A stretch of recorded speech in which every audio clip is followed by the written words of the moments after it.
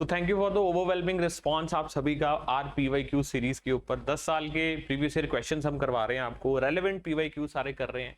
PYQs का फायदा क्या होता है, एग्जाम में आपको एज इट इज भी क्वेश्चन देखने को मिलते हैं, सेम टॉपिक्स देखने को मिलते हैं, सेम ऑप्शंस देखने को मिलते हैं, ऑप्शंस क्वेश्चन बनकर आ जाते हैं, कुछ ना कुछ चेंजेस से टॉपिक्स इतने रिपीट होते हैं, I can not just tell you. तो कोई भी ऐसा टॉपर नहीं है जो इतनी बात बोल देगा कि मैंने पीवाईक्यू बना किए एग्जाम को क्रैक किया। और जब हमें पता ही है कि पीवाईक्यूज किए बिना एग्जाम क्रैक नहीं होना, तो फिर हम पीवाईक्यू करते क्यों नहीं है। एंड जो बच्चे पीवाईक्यू करते भी हैं वो इतने गलत तरीके से पीवाईक्यू करते हैं कि करना ना करना एक ही बराबर, कोई फायदा नहीं होता पीवाईक्यू करने का। सो व्हाट वी थॉट कि पीवाईक्यू करना, प्रीवियस ईयर क्वेश्चंस को सॉल्व करना, प्रीलिमिनरी एग्जाम की बात कर रहा हूं फिलहाल मैं, ये अपने आप में एक आर्ट है, लेकिन ये आर्ट बच्चे नहीं सीख पाते। तो free of cost YouTube channel के ऊपर हम आपको ये आर्ट सिखाने वाले हैं कि कैसे प्रीवियस ईयर क्वेश्चंस को आप क्या कर सकते हैं, सॉल्व कर सकते हैं। सो 10 year UPSC polity PYQs detailed discussion crack prelims आपके लिए स्पेशली। सो सी, आपको क्वेश्चन तो सॉल्व करने हैं, नॉलेज तो लेनी है, साथ साथ सीखना है कि जब भी क्वेश्चन को सॉल्व करना है तो कैसे करना है। For example, we are not only going to talk about the questions, we are going to talk about the options. Option के साथ साथ उसकी जितनी डिटेल्ड एक्सप्लेनेशन है वो भी मैंने इस पीपीटी में आपके लिए इंट्रोड्यूस कर दी है। अब आपको ये कैसे मिलेगी पीपीटी, लेक्चर आप यहां सुन ही रहे हैं, इसके अलावा आप नीचे जो लिंक दिया गया है टेलीग्राम का, उस पर क्लिक करेंगे तो सीधा कहां पहुंच जाएंगे, हमारे टेलीग्राम चैनल के ऊपर। And thereby you can learn all these things from there also. Okay, वहां मैं पीडीएफ शेयर करवा दूंगा। Now the question is, as per article 368 of the constitution, as per article 368 of the constitution of India, parliament may amend any provision of the constitution by way of what. मैंने क्या बोला, as per article 368 of the constitution of India, the parliament जो है it may amend any provision of the constitution by way of what, add करके, variation लाके कि repeal करके। मतलब या तो आपको टॉपिक आ जाएगा अमेंडमेंट के ऊपर, या आ जाएगा अमेंडमेंट के रिलेटेड आर्टिकल कौन सा है, या पूछ लिया जाएगा आर्टिकल क्या क्या कर सकता है। तो हमारे हिंदुस्तान के संविधान को अमेंड करने के बहुत से तरीके। पहला तरीका आसान तरीका, जिसमें क्या होता है, सिर्फ सिंपल मेजोरिटी चाहिए होती है आपको पार्लियामेंट की, राइट। तो आपका जो भी लॉ होता है वो क्या हो जाता है, पास हो जाता है और संविधान को अमेंड कर दिया जाता है। फॉर एग्जांपल, सुप्रीम कोर्ट के जजेस को बढ़ाना, या फिर if you feel like changing the boundaries of the existing state, तब भी आर्टिकल 4 क्या कहता है, एनीथिंग डन अंडर आर्टिकल 2 और 3 is not a constitutional amendment under article 368। मतलब 368 के अंदर अमेंडमेंट नहीं है, लेकिन क्या है, सिंपल मेजोरिटी से आप क्या कर सकते हो, इसको अमेंड कर सकते हो। नाउ 368 मैंने बताया भी आसान तरीका। दूसरा तरीका क्या होता है, मुश्किल तरीका। मुश्किल तरीके में क्या होता है, एक तो स्पेशल मेजोरिटी, दैट मींस बड़ी मुश्किल तरीके से आप मेजोरिटी लेके अमेंड करते हैं। Then special majority with ratification of half of the state, मतलब at least half of the state should say कि भाई हमें क्या करना है, इसको चेंज करना है, तब जाके वो पास होता लॉ। सो 368 के अंदर क्या बात हो रही है, special majority with ratification of half of the states. तो ये दो चीजें जो है वो 368 के अंदर आती हैं। अब 368 के थ्रू आप क्या कर सकते हैं अमेंडमेंट, तो यही क्वेश्चन है। As per 368 of the constitution of India, parliament may amend any provision of the constitution, कैसे, ऐड करके, उसको चेंज करके, या रिपील करके, मतलब उसको खत्म करके।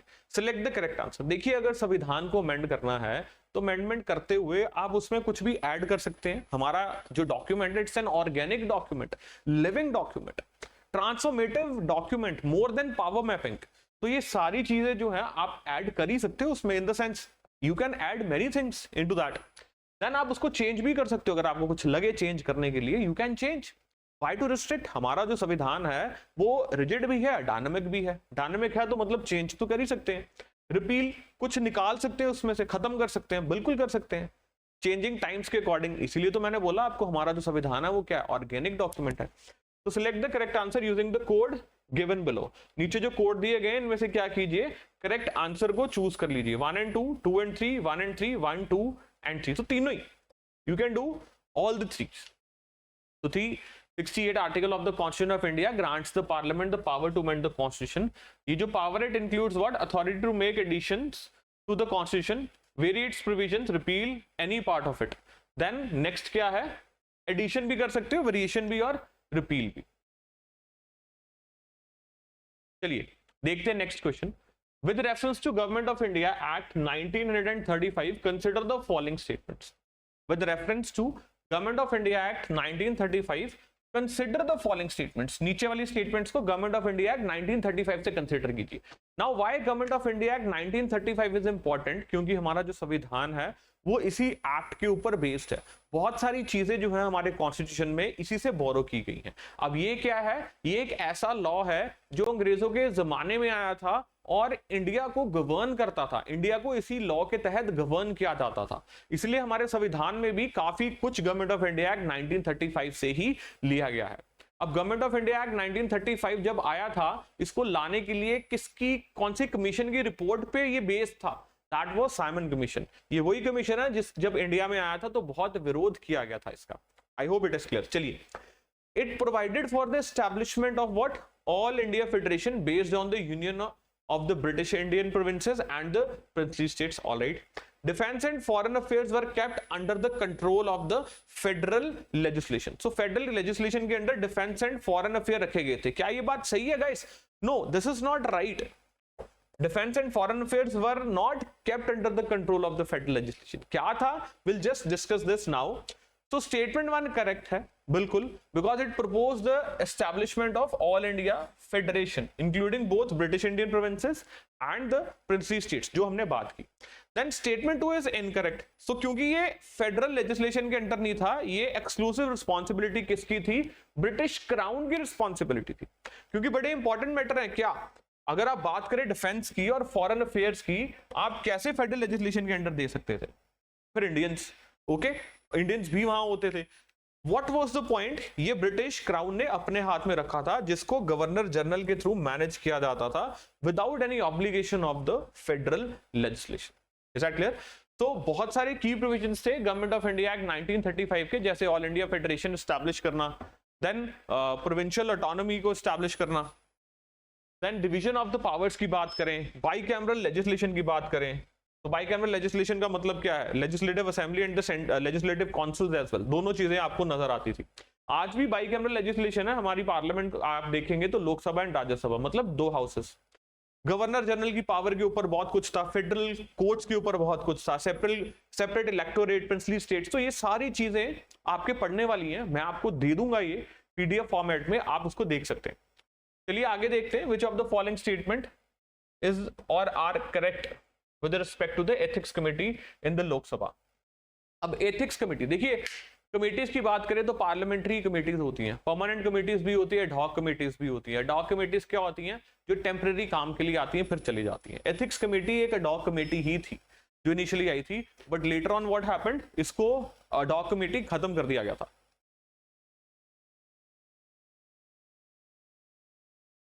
2015 में.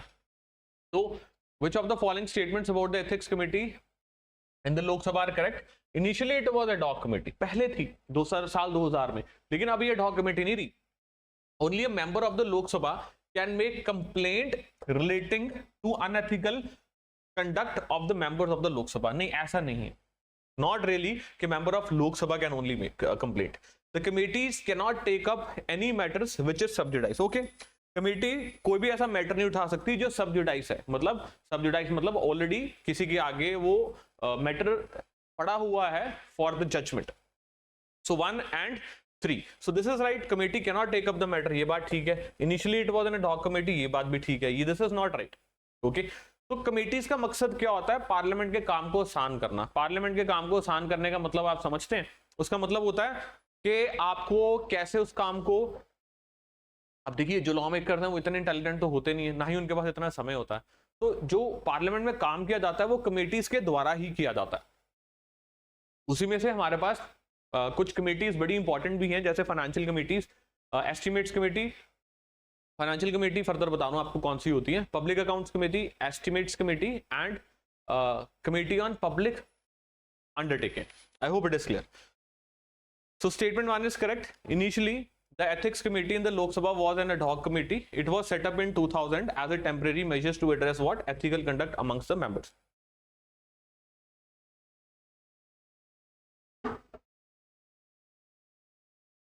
Statement 2 is incorrect. A complaint relating to unethical conduct of a member of the Lok Sabha can be made by anyone. किसी के द्वारा भी दी जा सकती है, not just another member of the Lok Sabha and so on. Third वाला जो हमने अभी बात की थी कि कोई भी मैटर नहीं लिया जा सकते जो सब्जेक्टाइज है। अब देखते हैं एथिक्स कमेटी के की पॉइंट्स। अपॉइंटमेंट जो है, members appointed by the speaker for a period of 1 year. Speaker appoint करता है मेंबर्स को 1 साल के लिए। 15 मेंबर की कंपोजिशन है। एग्जामिन क्या करती है, काम क्या है इसका, कंप्लेंट्स को एग्जामिन करना of unethical conduct by members of the Lok Sabha referred by the speaker and makes what then recommendation. Ad hoc committee of parliament definition, temporary committees formed for a specific purpose. जो हमने अभी बात की कि एडॉक कमिटी क्यों form की जाती है, फॉर टेम्परेरी पर्पस। ऐसी आपको और कमिटीज नजर आएंगी जिनके बारे में आप बैठ के खुद भी पढ़ सकते हैं और इंपॉर्टेंट है from prelims as well as mains perspective. Next question, which of the following statements are correct about the constitution of India. Constitution of India के रिगार्डिंग कौन सी स्टेटमेंट करेक्ट है। तो मैं हमेशा बोलता हूं आपको कि parts of the Indian constitution is very much important. Parts, जब हम पार्ट्स की बात करते हैं बहुत इंपॉर्टेंट, शेड्यूल की बात करते हैं very much important, sources very much important. तो उसके ऊपर ही आपको एक क्वेश्चन नजर आ रहा है, power of the municipalities are given in part 9A of the constitution. 9A of the constitution में पावर्स ऑफ द म्युनिसिपैलिटीज क्या है, दी गई हैं। Emergency provisions are given in part 18 of the constitution. Emergency provisions की बात करते हैं तो वो कहां बोली जा रही है, 18, part 18 of the constitution. Then provision related to the amendment of the constitution are given in part 20 of the Indian constitution. तो गाइस तीनों ही स्टेटमेंट जो हैं वो बिल्कुल ठीक है। तो आपके लिए क्या इंपॉर्टेंट है, पार्ट्स आपको अच्छे से पढ़ के जाने हैं, समझ के जाने हैं, वहां गलती नहीं करनी है। तो तीनों स्टेटमेंट करेक्ट है, सही दिया गया है। तो 368 हमने ऑलरेडी डिस्कस किया है, we not going to repeat these things. Part मैंने भी यहां दे दिए आपको कि कौन कौन से पार्ट्स हैं और आपको सारे क्या करने हैं, अच्छे से याद करके जाने, एग्जाम में दोबारा क्वेश्चन आपको मिल सकता है। तो which one of the following statement is correct as per the constitution of India.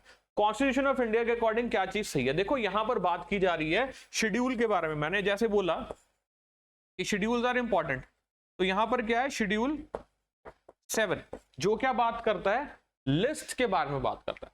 कौन सी list, union list, state list and concurrent list, उनके बारे में बात करता है।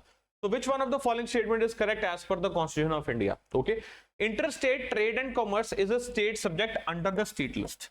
तो अगर आप मेरे स्टूडेंट हो, मेरे से पढ़े हो क्लास में, आपको अच्छे से पता है मैंने आपको क्या बोला था पिछली प्रीलिम से पहले कि आपको लिस्ट के ऊपर क्वेश्चन देखने को मिलेगा एग्जाम में, और वही हुआ था। शेड्यूल 7 के ऊपर क्वेश्चन आया था। तो लिस्ट इज इंपॉर्टेंट, कोई भी एग्जाम हो आपको लिस्ट को पढ़ के जाना, क्या क्या मैटर्स हैं, मोटी मोटी चीजें देख के जानी है। जैसे हेल्थ हो गया, एजुकेशन हो गया, इंटरस्टेट कॉमर्स के बारे में बात की जा रही है तो वो हो गया। So interstate trade and commerce is a state subject under the state list. Interstate migration is a state subject under what, under state list. Interstate quarantine is a union subject under what, under union list. Corporation tax is a state subject under the state list. नहीं भाई, ये state list के अंदर थोड़ी आएगा corporation tax, it is going to come under the union list only. Interstate quarantine is a union subject under the union list. Alright, we understand this. और पूछा भी क्या जा रहा है, करेक्ट। तो करेक्ट तो यही है भाई, interstate quarantine is a union subject under the union list. Now interstate migration is a state subject under the state list. नहीं, ये भी गलत है, एंड पहली स्टेटमेंट भी ऑफ कोर्स गलत है। तो क्वेश्चन देख रहे हैं, interstate quarantine I have already told you. Incorrect options देखते हैं। इंटरस्टेट ट्रेड एंड कॉमर्स जो है वो state subject under the state list नहीं है, because interstate trade and commerce क्या है, अंडर यूनियन लिस्ट है, जो पार्लियामेंट को क्या देता है, पावर्स देता है to regulate this. Then interstate migration क्या है, it's a state subject. Interstate migration क्या है, it's a state subject under state list, ये भी इनकरेक्ट है। इंटरस्टेट माइग्रेशन क्या है, is a state subject under state list, ये भी करेक्ट है। मतलब क्या है, ये कौन सी लिस्ट के अंदर आता है, matter concerning interstate migration they are not specifically listed in the state list. Regulation of interstate migration after often involves multiple facets of the governance, therefore इसको कहां डाला गया है, यूनियन एंड कॉन्करेंट लिस्ट के अंडर डाला गया। Then ये union list के मैटर्स, स्टेट लिस्ट के इंपॉर्टेंट मैटर्स, सारे कॉन्करेंट लिस्ट के important matters we have already discussed. Now next, under which of the following articles of the constitution of India has the supreme court placed right to privacy. Right to privacy article 21, मतलब मैं 5-6 बार इसके ऊपर question देख चुका हूं article 21। पुट्टुसामी judgement हम देख चुके हैं, इसके ऊपर प्राइवेसी देख चुके हैं, हम आर्टिकल 21 देख चुके हैं। बहुत ही इंपॉर्टेंट आर्टिकल है, पेपर में, प्रीलिम्स में भी, मेंस में भी इसके ऊपर बहुत ज्यादा तवज्जो दिया जाता है पेपर सेटर के द्वारा, क्योंकि बात ही कुछ ऐसी है। आर्टिकल 21 इज एक्सट्रीमली इंपॉर्टेंट, तो याद रखिएगा इस चीज को, do not forget this, article 21 extremely important. Now, right to privacy. The Supreme Court of India has placed what? Right to privacy कौन सी लिस्ट के अंदर? आर्टिकल 21 के अंदर, right to privacy. And इसके रिगार्डिंग केएस पुट्टुस्वामी, मैंने एक वीडियो भी की है इसके ऊपर, केएस पुट्टुस्वामी जजमेंट के ऊपर। Affirm that the right to privacy is an intrinsic part of right to life. So next, the Constitution 71st Amendment Act 1992 amends the 8th schedule of the Constitution to include which of the following language? अब देखिए, जब हम schedules याद करते हैं तो schedule में जो लैंग्वेजेस का शेड्यूल है, कौन सी लैंग्वेज कौन सी अमेंडमेंट से आई वो भी इंपॉर्टेंट है, और उसके ऊपर क्वेश्चन आया हुआ है कि कौन सी अमेंडमेंट से कौन सी लैंग्वेज को लाया गया। अब यहां पर अमेंडमेंट दे दी है, constitution 71st amendment act 1992 amend किसको कर रही है? 8th schedule of the constitution. किसको कर रही है जी? 8th schedule of the constitution को अमेंड कर रही है, to include which of the following languages, इनमें से कौन सी लैंग्वेज को इंक्लूड करने के लिए? Konkani, Manipuri, Nepali, Maithili. Konkani, Manipuri, Nepali, Maithili. So select the correct answer using the codes given below. So it is 1, 2 and 3. Maithili language was not added by the 71st constitutional amendment. पर कौन सी अमेंडमेंट से क्या क्या आया, आपको सारा कुछ पता होना चाहिए, बिकॉज एग्जाम में दोबारा क्वेश्चन आ सकता है। सो मैथिली लैंग्वेज जो थी वो 92nd कॉन्स्टिट्यूशनल अमेंडमेंट से आई थी, तो 92nd कॉन्स्टिट्यूशनल अमेंडमेंट से मैथिली आई थी language which was added as a language. तो कौन सी अमेंडमेंट से कौन सी लैंग्वेजेस आई, we have mentioned this, again telling you, ये मैं शेयर करवा दूंगा, don't worry. The sense, what does due process of law means? The sense, what does due process of law means? Due process of law का मतलब क्या है? The principle of natural justice, procedure established by law, fair application of law, या फिर equality before law. So principles of natural justice भाई, application की बात नहीं है, क्या लॉ सही है? फेयर एप्लीकेशन ऑफ लॉ का मतलब क्या है? It is very much near to the procedure establish only. तो क्या लॉ की फेयर एप्लीकेशन है? तो क्या लॉ सही है, ये देखो ना पहले। Then equality before law, no, it is actually principles of the natural justice के या जो लॉ बना है वो रेशनैलिटी को, रीजन, फेयरनेस और जस्टिस को मद्देनजर रखते हुए बना है या नहीं बना। हमारे संविधान में ड्यू प्रोसेस ऑफ लॉ के बारे में एक्सप्लिसिटली जिक्र नहीं किया गया है। हमारे संविधान के अंदर प्रोसीजर एस्टैब्लिश्ड बाय लॉ है, no person to be deprived of his life and personal liberty except according to procedure established by law, ये आर्टिकल 21 बोलता है।